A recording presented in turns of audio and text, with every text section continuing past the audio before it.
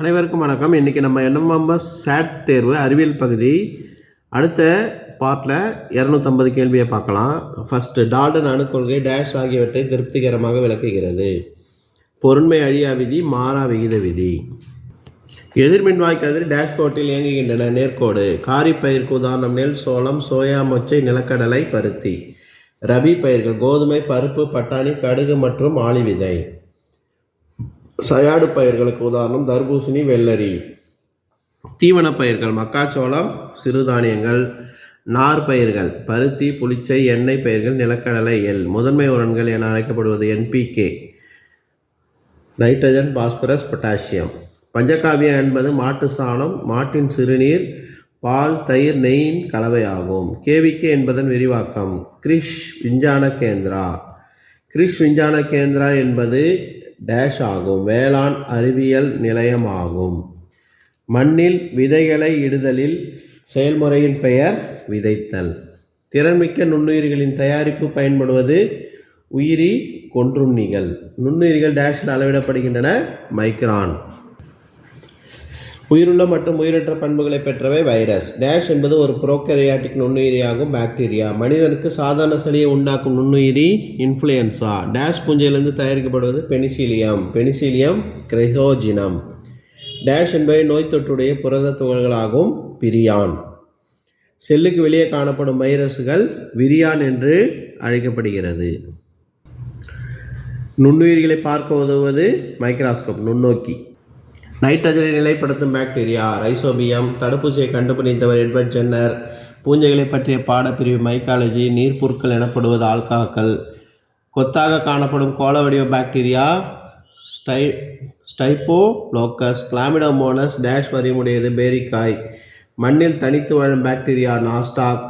Chlamydomonas dash கசையினை கொண்டுள்ளது. 2. Dash என்பது பெரிய அளவிலான பூஞ்சை காளான். மனிதர்களின் மலேரியா நோயை உண்டாக்கும் நுண்ணுயிரி புரோட்டோசோவா. வைரஸை சுற்றியுள்ள புரத உரை டேஷ் ஆகும். கேப்சிட். வைரஸை பற்றி படிப்பது வைராலஜி. ஆல்கஹால் டேஷ் பானங்கள் டேஷ் முறையில் தயாரிக்கப்படுகிறது. நொதித்தல். பாக்டீரியாவின் சுற்று கசையிழை காணப்படும். எசெரிசியா கோலை. கசையிழையற்றவை கோர்னி பாக்டீரியம், டிப்தீரியா. கூட்டாக காணப்படும் பாக்டீரியா வால்வாக்ஸ். உண்ணத்தகுந்த காளான் காரிக்கஸ். மண்ணரிப்பை தடுக்கும் தாவரங்கள் பிரயோபைட்டுகள். பெனிசிலின் ஒரு உயிர் எதிர்ப்பொருள். இது எதிலிருந்து பிரித்தெடுக்கப்படுகிறது? பூஞ்சைகள். ஜெனிரா பிளான்டம் என்னும் நூலை வெளியிட்டவர் பெந்தம் மற்றும் ஹூக்கர். அகார் அகார் டேஷ் பாசியிலிருந்து தயாரிக்கப்படுகிறது. சிவப்பு பாசிகள். டேஷ் முதலாவது உண்மையான நிலத்தாவரம் டெரிடோபைட்டுகள். டேஷ் தாவரங்களின் சைலம் மற்றும் புளோயம் காணப்படுவதில்லை. பிரயோபைட். குப்பைமேனியின் அறிவியல் பெயர் அகாலிஃபா இண்டிகா. வில்வம் ஏகில் மார்மிலோஸ். தூதுவளை சொலோனம் ட்ரையோபேட்டம். கீழாநெல்லி பிலாந்தஸ் அமாரஸ். சோத்துக்கத்தாழை ஆலோவேரா. ஆல்கா டேஷ் பிரிவை சார்ந்தது. தாலோபைட்டா. மருந்துகளின் அரசி மருந்துகளின் ராணி என அழைக்கப்படுவது பெனிசிலின். வன பாதுகாப்பு இயக்கம் சிப்கோ. சிப்கோ இயக்கத்தை நிறுவியவர் சுந்தர்லால் பகுனா. பாணி என்ற புயல் வீசிய மாநிலம் ஒரிசா. கஜா தமிழ்நாடு. ஒக்கி தமிழ்நாடு.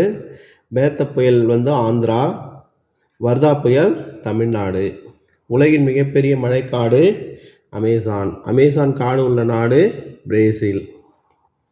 அமேசான் காட்டின் மூலம் டேஷ் சதவீதம் ஆக்சிஜன் உற்பத்தி செய்கிறது. 20%. உலக பல்லுயிர் தினம் கொண்டாடப்படும் நாள் மே 22. உலக காடுகள் தினம் மார்ச் 21. உலக நீர் தினம் மார்ச் 22. உலக சுற்றுச்சூழல் தினம் ஜூன் 5. உலக இயற்கை தினம் ஜூன் 28. ஓசோன் தினம் செப்டம்பர் 16. தமிழக மாநிலத்தின் பட்டாம்பூச்சியின் பெயர் ஏமன் பட்டாம்பூச்சி. IUCN என்பதன் விரிவாக்கம் International Union of Conservation of Nature. IUCN என்பது தமிழாக்கம் இயற்கை பாதுகாப்பான சர்வதேச ஒன்றியம். WWF என்பதன் விரிவாக்கம் வேர்ல்டு வைட் ஃபண்டு நேச்சர். தமிழாக்கம் உலக வனவிலங்கு நிதி. ZSI என்பதன் விரிவாக்கம் Zoological Survey of India. BRP இந்திய விலங்கியல் ஆய்வு.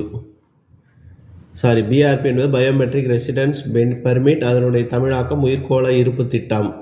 CP என்பதன் விரிவாக்கம் சென்ட்ரல் பொல்யூஷன் கண்ட்ரோல் போர்டு, மத்திய மாசு கட்டுப்பாட்டு வாரியம். அடுத்து இந்த தேசிய பூங்காக்கள் பார்த்துங்க. கார்பெட் உத்தராகண்ட், துத்வா வந்து உத்தரப்பிரதேசம், கிர் வந்து குஜராத், கன்கா மத்திய பிரதேசம், சுந்தர்பன்ஸ் தேசிய பூங்கா அமைந்துள்ள இடம் மேற்கு வங்கம். தமிழ்நாட்டில் உள்ள சில முக்கிய தேசிய பூங்காக்கள் இடம் கிண்டி, மன்னார் வளைகுடா, இந்திரா காந்தி முதுமலை, முக்கூர்த்தி. இந்தியாவின் முதலில் தொடங்கப்பட்ட தேசிய பூங்கா கிண்டி தேசிய பூங்கா. அது மாதிரி இந்தியாவில் தமிழ்நாட்டில் தொடங்கப்பட்டது கிண்டி தேசிய பூங்கா. இந்தியாவில் முதலில் தொடங்கப்பட்டது கார்பட் தேசிய பூங்கா. அடுத்து அந்த பூங்காக்கள்லாம் எங்கே இருக்குன்னு பார்த்துங்க. முதுமலை வந்து நீலகிரி, முக்கூர்த்தி வந்து நீலகிரி. முக்கிய வனவிலங்கு சரணாலயங்கள் மேகமலை, வண்டலூர், களக்காடு, வேடந்தாங்கல். மேகமலை வந்து தேனி, வண்டலூர் சென்னை, களக்காடு திருநெல்வேலி, சாம்பல் நிற ஆணில் விருதுநகர். தமிழ்நாட்டில் தோன்றி மிகவும் பழமையான சரணாலயம் வேடந்தாங்கல். இந்தியாவில் உள்ள உயிர்கோள இருப்பு அமைந்துள்ள இடம் நந்தாதேவி. இந்தியாவில் உள்ள உயிர்கோள இருப்பு அது மாதிரி வேறு சில இடங்கள் சுந்தரபான்ஸ், மன்னார் வளைகுடா, நீலகிரி, நிக்கோபர் தீவுகள் மற்றும் சிமிலி ஃபால். உயிர்கோளத்தின் பெயர் நந்தாதேவி அமைந்துள்ள மாநிலம் உத்தரப்பிரதேசம். அதுக்கடுத்தது நோக்ராக் அமைந்துள்ள மாநிலம் மேகாலயா. மனாஸ் அமைந்துள்ள இடம் அஸ்ஸாம். அடுத்து நீலகிரி அமைந்துள்ள இடம் தமிழ்நாடு, அது தெரியும். மன்னார் வளைகுடாவும் தமிழ்நாடு. நிக்கோபார் தீவு, சிமலையா அமைந்துள்ள இடம் அந்தமான். மிகப்பெரிய விலங்கு நல அமைப்பு ப்ளூ கிராஸ். ப்ளூ கிராஸை ஆரம்பிப்பவர் கேப்டன் வி சுந்தரம், இந்தியாவை சேர்ந்தவர். மிகப்பெரிய விலங்கு உரிமை அமைப்பு பீட்டா. பீட்டா என்பதன் விரிவாக்கம் people for the ethical treatment of animals. CPCSEA என்பதன் விரிவாக்கம் the committee for the purpose of control and supervision of experiments. அதனுடைய தமிழாக்கம் பார்த்தீங்கன்னா விலங்குகள் மீதான சோதனைகளின் கட்டுப்பாடு மற்றும் மேற்பார்வைக்கான குழுவை குறிக்கிறது. சிவப்பு தர புத்தகம் பட்டியலை வழங்குவது அழிந்து போன இனங்கள். இதை யாரை பராமரிக்கணும்னா விலங்குகள் மற்றும் தாவரங்களுக்காக பராமரிக்கிறாங்க. வளிமண்டலத்தில் உள்ள மேலடுக்கில் ஆக்சிஜன் பெயர் வந்து ஓசோன். ஓசோன் டேஷ் மூலக்கூறுகளால் உள்ளது மூவணு ஆக்சிஜன் மூலக்கூறு. உலோகங்களை வெட்டவும் இணைக்கவும் வெல்டிங் செய்ய பயன்படுவது ஆக்சி அசிட்டிலின். அது மாதிரி ஆழ்கடல் முத்துக்குளிப்பவர்கள் பயன்படுத்தக்கூடிய உலோக கலவை ஆக்சிஜன் ஹீலியம் கலவை. தாவரங்கள் மற்றும் விலங்குகள் வளர்வதற்கு பயன்படுவது நைட்ரஜன். உயிரினங்களின் அடிப்படை கட்டமைப்பு பொருட்களான புரோட்டீன் மற்றும் நியூக்ளிக் அமிலங்களில் டேஷ் முக்கியமாக உள்ளது நைட்ரஜன். காற்றிலிருந்து நைட்ரஜன் முதலில் பிரித்தெடுத்தவர் வில்கம் ஷீலே. சனிக்கோளின் துணைக்கோளான டைட்டனின் வாயுமண்டலத்தில் 98% நைட்ரஜன் உள்ளது. தனித்த நிலையில் நைட்ரஜன் டேஷ் மூலக்கூறாக உள்ளது ஈரணு மூலக்கூறு N2. சில்லி சால்ட் பீட்டர் என்பது சோடியம் நைட்ரேட். காற்றை விட லேசானது நைட்ரஜன், காற்றை விட கடினமானது ஆக்சிஜன். அது மாதிரி ரெஃப்ரிஜிரேட்டர் குளிர்சாதனைகளில் பயன்படுவது திரவ நைட்ரஜன். ஹேபர் முறையில் அம்மோனியம் தயாரித்தலில் பயன்படுவது நைட்ரஜன். அதுமாதிரி வாகனங்களின் டயர்களில் நிரப்ப பயன்படுவதும் நைட்ரஜனின் பயன்கள் பார்த்துங்க.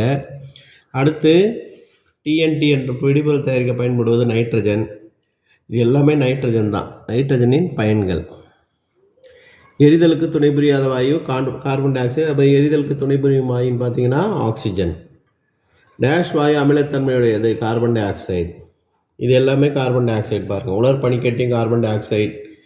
தெளிந்த சுண்ணாம்பு நீரை பால் போல் மாற்றுவது. வெள்ளிக்கோளின் வளிமண்டலத்தில் கார்பன் டை ஆக்சைடு 97% உள்ளது. சூரிய குடும்பத்தில் மிகவும் வெப்பமான கோள் வெள்ளி. காற்றேற்றப்பட்ட குளிர்பானங்களில் பயன்படுவது கார்பன் டை ஆக்சைடு. குளிரூட்டியாக பயன்படுவது கார்பன் டை ஆக்சைடு. தீயணைப்பானாக பயன்படுவது அதே தான். சால்வே முறையில் டேஷ் தயாரிக்கப்படுகிறது. தயாரிக்கப்படும் பொருள் சோடியம் பைகார்பனேட். யூரியா போன்ற உரங்கள் தயாரிக்க அம்மோனியாவுடன் சேர்ந்து பயன்படுவது கார்பன் டை ஆக்சைடு. அதிக அழுத்தத்தில் கார்பன் டை ஆக்சைடு வாயு நீரில் கரைந்துள்ளதை டேஷ் என்று அழைக்கிறோம் சோடா நீர். கதிர்களை உறிஞ்சும் வாயுக்கள் பசுமையில்ல வாயுக்கள். என்ன கதிர்கள்னா அகச்சிவப்பு கதிர்கள். பசுமையில்ல வாயுக்கள் எது? அதுக்கு உதாரணம் carbon di oxide, nitrous oxide, chloro carbon. அடுத்து அமிலமழை ஏற்படுத்துவது நைட்ரஜன் மற்றும் சல்ஃபர். அமிலமழை என்பது நைட்ரிக் அமிலம், சல்ஃபூரிக் அமிலம், கந்தக அமிலம் கலந்த ஒரு கலவை.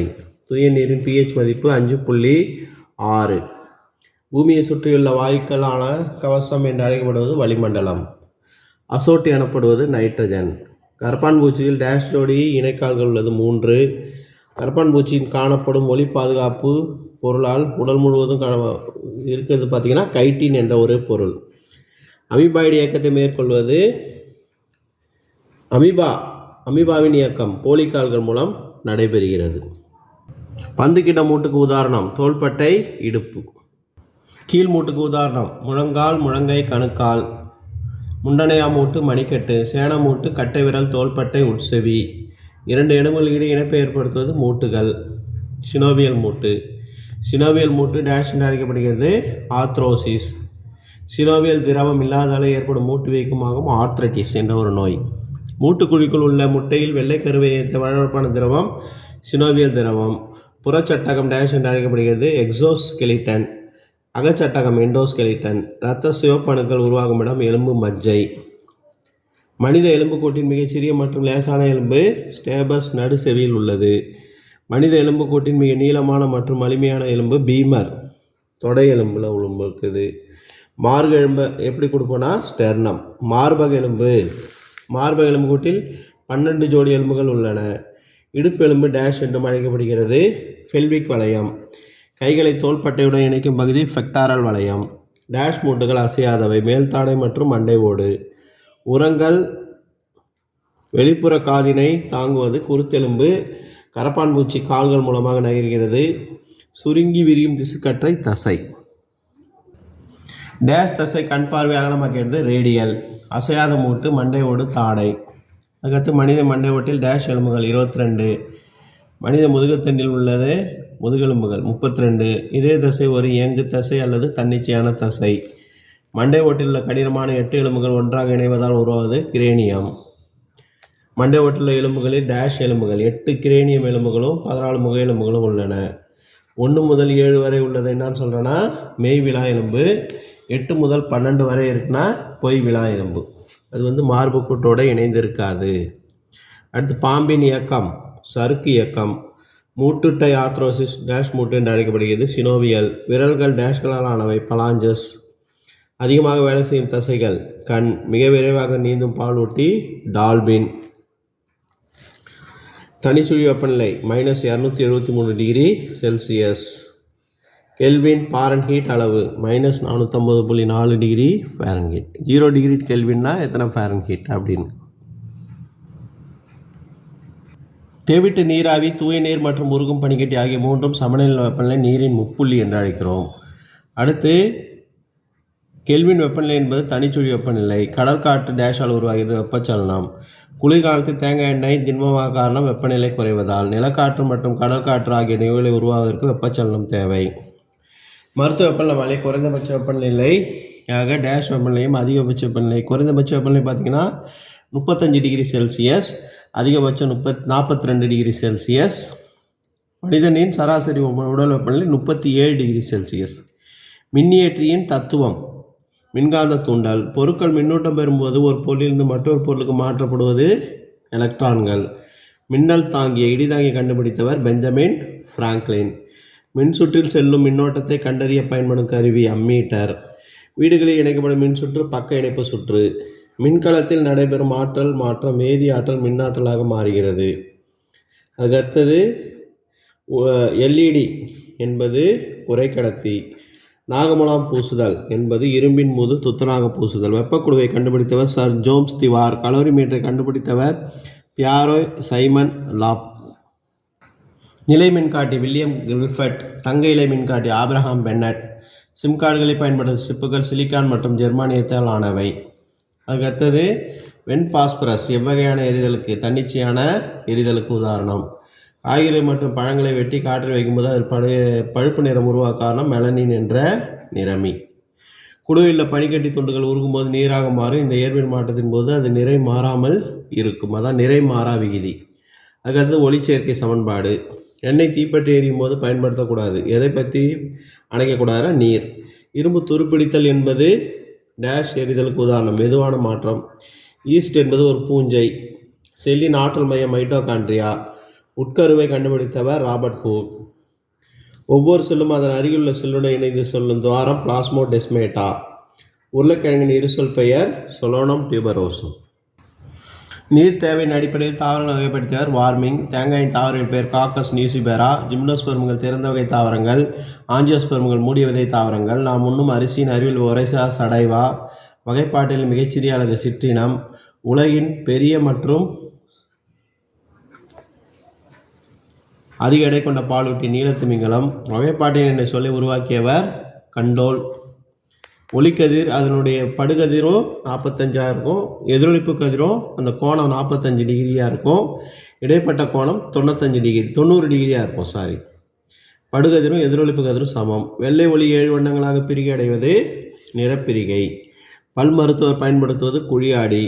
வைரம் மின்னுவதற்கு காரணம் முழு அக எதிரொலிப்பு. கண் குறைபாடற்ற மனிதனின் மீச்சிறு பார்வை உணரும் தொலைவு 10 சென்டிமீட்டர்.